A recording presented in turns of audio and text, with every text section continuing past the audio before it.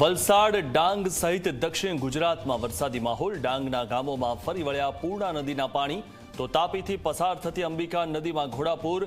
નવસારીમાં પણ અંબિકા નદી બની તોફાની.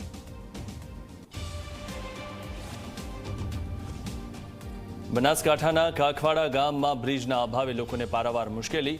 કેડસમાં પાણીમાં ગરકાવ થઈને બાળકો નદી પાર કરે છે. શિક્ષણ માટે જીવનું જોખમ ખેડવા બાળકો મજબૂર.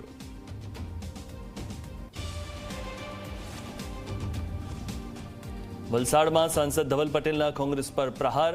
ગરબા કાર્યક્રમમાં કહ્યું, જ્યાં સુધી ગરબા રમવા હોય રમજો, કોઈના પેટમાં ભલે તેલ રેડાય. આ પાકિસ્તાન નથી કે મોડે સુધી ન રમી શકો.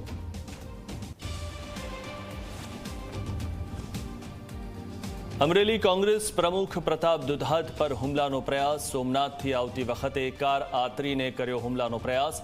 હજી સુધી સમગ્ર મામલે કોઈ ફરિયાદ નહીં. પ્રતાપ દુધાત રૂબરૂ જઈને કરશે પોલીસને રજૂઆત.